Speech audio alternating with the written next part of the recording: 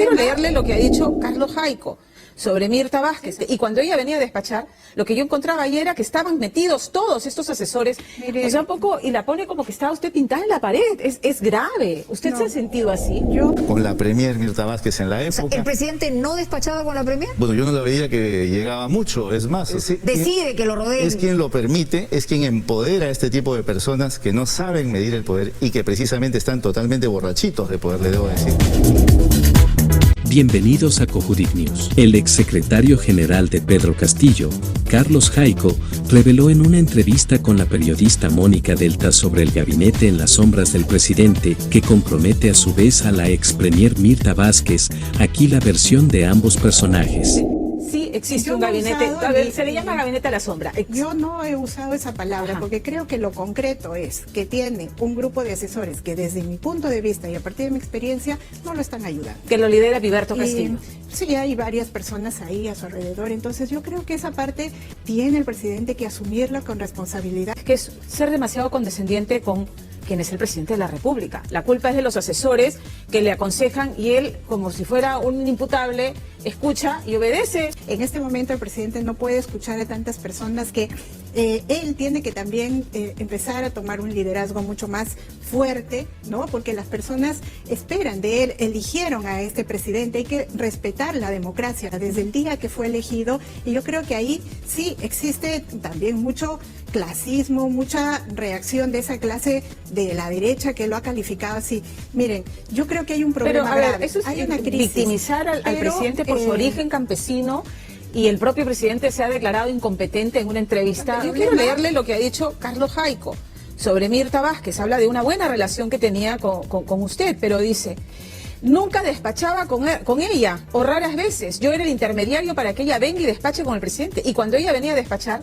lo que yo encontraba ayer era que estaban metidos todos estos asesores, cuando normalmente es una conversación entre dos personas por temas de Estado. Mire, o sea, un poco, y la pone como que estaba usted pintada en la pared. Es grave. ¿Usted se ha sentido así? Yo, miren, he admitido que a partir de la agenda que le armaban los asesores, era muy difícil a veces despachar con el presidente. Yo lo he dicho. Pero al punto de llegar y decir, bueno, ahí había otras personas que mandaban, tampoco ha sido, yo no voy a, digamos, decir algo de esa gravedad, porque creo que el presidente también ha tenido muy claro que tenía un gabinete y con lo difícil que es a veces ponernos de acuerdo, despachar, etcétera, hemos estado llevando los objetivos conforme nosotros lo habíamos planteado. Claro, el presidente, usted dice, pero nos escuchaba, pero luego se iba al gabinete de Viberto Castillo y compañía y hacía otra cosa. Había un desorden porque, bueno, se le armaba. ¿Y entonces una por qué agenda tanta no condescendencia con el presidente que ignoraba a su gabinete? Porque en buena cuenta parece eso. Y Pamela, yo he sido muy frontal a decir, miren, si esto no se corrige, así no podemos caminar. Y yo recomendé la salida de Pacheco, él me autorizó a hablar con el señor Pacheco para decirle que se vaya, y yo hablé con él, y en verdad sí hubo interferencias, luego se demoró. Nuevamente, interferencias claro, de este gabinete, de estos asesores. Yo sospecho que sí, ahí es donde yo empiezo a notar de que hay un problema con el entorno, ¿no? La descripción que nos hace nuevamente es de un presidente que está dejando que personas que no han sido elegidas en las urnas estén gobernando. Esa es la sensación que tengo. Yo, mira, creo que él finalmente no es... yo rechazo también ese límite al que están llegando la gente a decir que él es un incapaz y que otros toman decisiones por él. Creo que no es así, pero bueno, pero sí toda creo la descripción que nos ha hecho la doctora Vázquez es que él hace lo que le aconsejan estos asesores. En estos cargos siempre uno tiene un staff de asesores y ese staff de asesores se tiene que elegir con mucho cuidado porque las decisiones que uno toma son de muchísima responsabilidad. Lo que usted ha señalado en varias entrevistas es que lo que hay es una especie de gabinete en la sombra. Bueno, lo que yo digo es que precisamente acá muchas veces Pedro Castillo no gobierna, porque uno toma una decisión con él y a la siguiente hora es otra cosa. Y esa decisión la toma precisamente este gabinete de asesores. Usted ha estado 2 meses, ¿en qué momento se da cuenta que no gobierna? Mire, yo me di cuenta ya al inicio, porque con la experiencia que uno tiene en este tipo de gestiones, sabe quién es quién y sabe quién está dominando ahí en todo lo que es gestiones, con lo que tiene que ver, pues, de temas de Estado.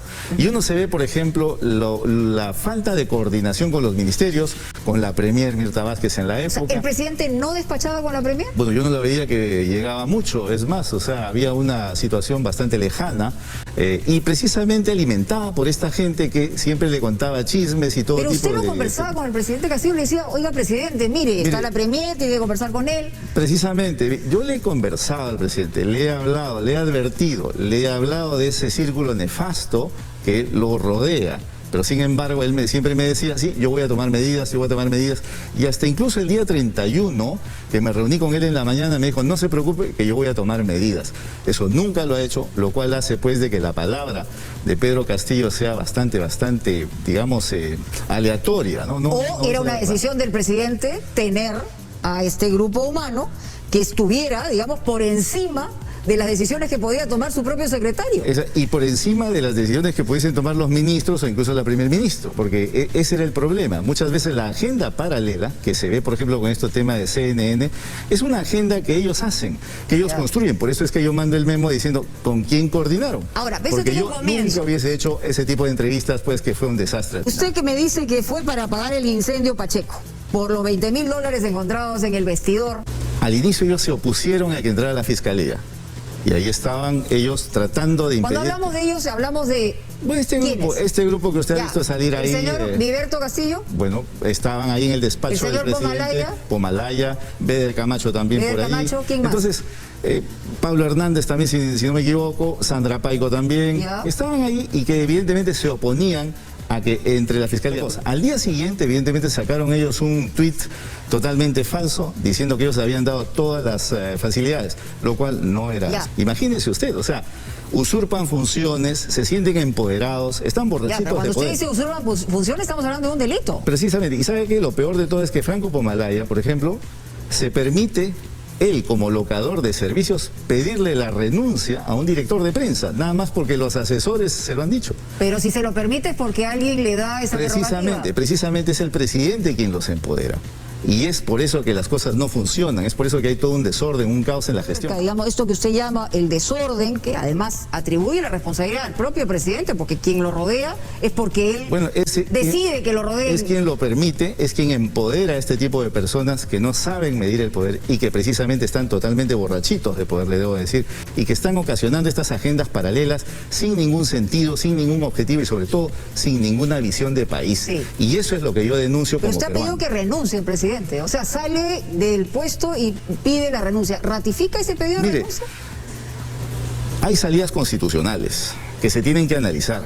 Y él es el primero que debería analizar qué es lo que debe hacer para frenar esta crisis.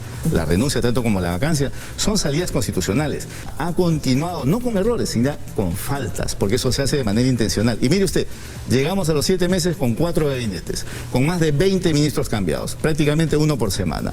Y toda esta crisis que nos está afectando, eso no es normal. Significa que a la cabeza hay un grupo de personas que está tomando las decisiones erradas. ¿Por qué? Por mediocridad, por ignorancia, por falta de competencia. Y eso es lo que yo como peruano denuncio. Y hoy nos encontramos en esta situación después que tanto el ex ministro del Interior, la presidenta del Consejo de Ministros, el propio ex ministro de Economía y el secretario coinciden en que aparentemente otras personas están gobernando, presuntamente habría usurpación de funciones con la anuencia del propio presidente. Eso es lo que yo entiendo. Es lo que está pasando, diría yo. Y este es el problema que afrontamos actualmente en el Perú. Creo yo que la decisión está en Pedro Castillo. La decisión está en él y espero que tome las mejores decisiones por el Perú.